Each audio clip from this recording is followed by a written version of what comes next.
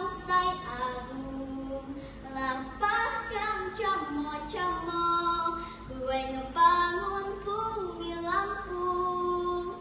Assalamualaikum warahmatullahi wabarakatuh. Perkenalkan, nama saya Afika Surayallah dari SDN 1 Gunung Madu, Kabupaten Lampung Tengah. Kabupaten Lampung Tengah adalah salah satu kabupaten di Provinsi Lampung. Kabupaten ini terkenal dengan wilayah yang amat luas, serta tanah yang subur untuk menanam jagung, singkong, padi, dan tebu. Dahulu, Lampung terkenal dengan sungai dan hutan yang sangat asri. Dan hiduplah seorang anak laki-laki bernama Kalbelah. Kalbelah adalah anak yang memiliki badan yang hanya sebelah. Ia sering dicemooh oleh teman-temannya karena hanya memiliki badan yang sebelah. Ketika ia dewasa, terlintas di pikirannya untuk pergi mencari Tuhan, agar tubuhnya bisa kembali sempurna seperti manusia pada umumnya. Berhasilkah ia memenuhi keinginannya? Saksikan ceritanya. Alkisah, hiduplah sepasang suami istri yang sudah lama berumah tangga, namun tak kunjung dikaruniai seorang anak. Mereka sering mendatangi tabib yang sakti dan berdoa kepada Tuhan yang Maha Esa supaya dapat memenuhi keinginannya. Hingga pada suatu malam mereka pun berdoa. Oh Tuhan, karuniakanlah kepada kami seorang anak, walaupun hanya berbadan sebelah. Kata yang tulus, sang istri pun mengandung. Beberapa bulan kemudian, ibu itu melahirkan bayi laki-laki yang hanya memiliki badan sebelah. Bayi mungil itu hanya memiliki satu mata, satu telinga, satu tangan, dan satu kaki. Oleh kedua orang tuanya, ia diberi nama Kalbelah. Kalbelah tumbuh menjadi anak yang ceria dan pemberani. Namun, seringkali ia dihina oleh teman-temannya karena hanya memiliki badan yang sebelah.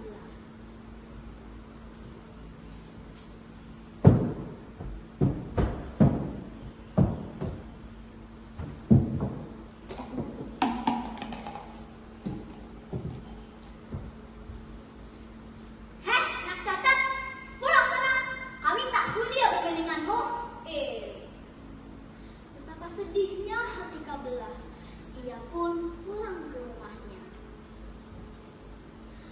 Wahai anakku Belah sayang, mengapa kau tetap bersedih hati setiap kali habis pulang bermain, nak?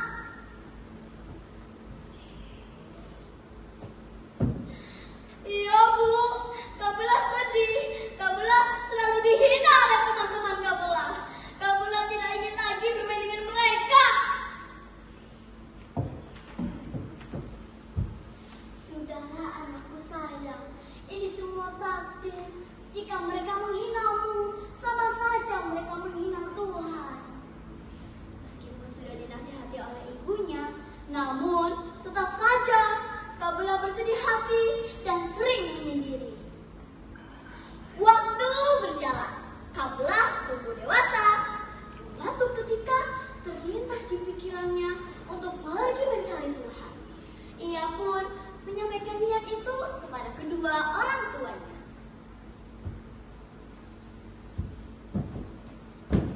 Ayah, ibu, Kalbelah sudah tidak tahan lagi hidup seperti ini. Izinkan Kalbelah untuk pergi mencari Tuhan.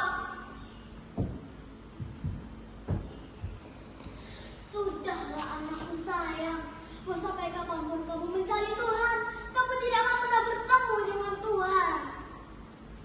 Meskipun dicegah oleh ibunya berkali-kali, namun Kalbelah tetap bersikeras ingin pergi mencari Tuhan. Orang tuanya pun tak bisa menghalangi niat anak semata wayang. Dengan membawa bekal seperlunya, Kalbelah pun pergi. Sepanjang hari Kabelah mencari Tuhan, ia tak kunjung bertemu dengan Tuhan. Justru ia malah bertemu dengan seorang petani.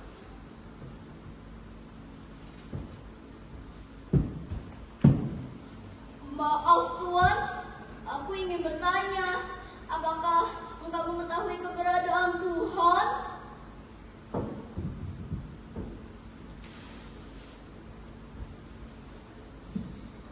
Siapa yang menang buku ini? Anak cacat! Aku saja yang berzikir dan duduk di atas batu ini bertahun-tahun tak kunjung bertemu dengan Tuhan. Apalagi kau yang hanya berbadan sebelah. Alangkah sedihnya hati Kabelah mendengar jawaban sang petapa. Ia pun segera meninggalkan tempat tersebut. Ketika ia melanjutkan perjalanan, tiba-tiba ia dihadang oleh sekelompok perampok. Anak cacat, tidak kemana kau? Cepat, serahkan barang bawaanmu kepada kami. Sekarang! Ampun Tuhan, ampun, aku ingin lewat. Aku hanya ingin mencari Tuhan. Mendengar jawaban Kabelah, salah satu dari perampok itu tiba dan mengizinkan Kabelah lewat. Namun dengan satu syarat, ia harus singgah ke tempat sang perampok dan bersinggah ke tempat mereka. Baiklah, aku izinkan kamu untuk lewat. Namun kamu harus berjanji, kamu harus bersinggah ke tempat kami segera setelah kamu bertemu dengan Tuhan.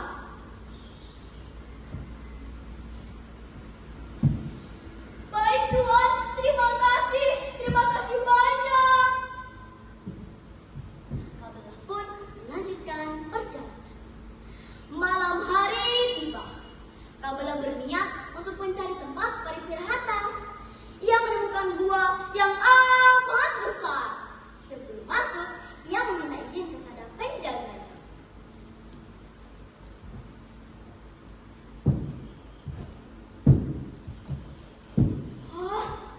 Kenapa ini?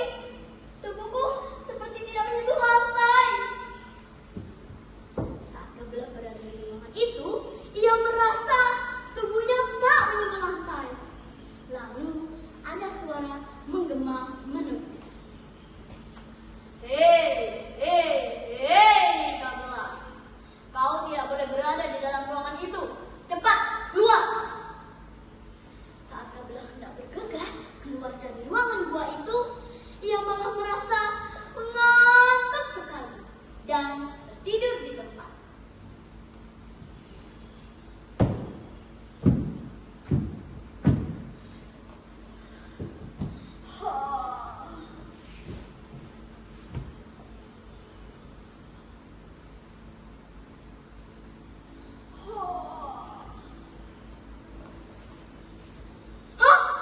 Tempat apa ini? Masya Allah, indah sekali.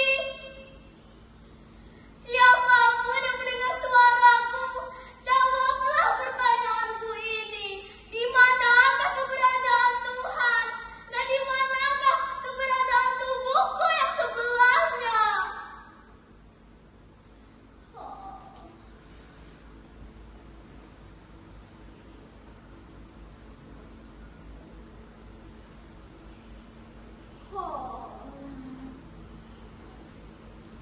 Tanganku, kakiku, alhamdulillah. Terima kasih Tuhan, Kau telah mengabulkan doa hamba.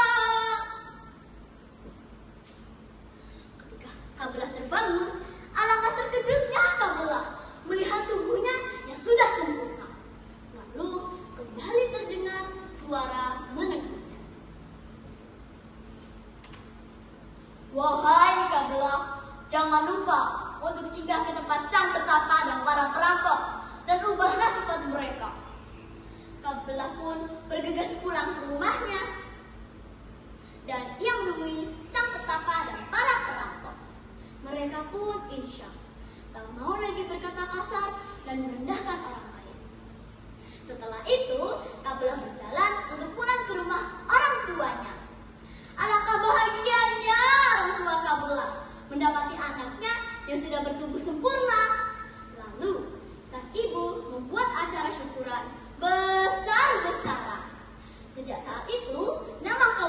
berubah menjadi Muhammad Syukur. Demikian cerita dari sang tabula. Pesan moral yang dapat dipetik dari cerita ini adalah dengan keteguhan, kesabaran, dan kejagaan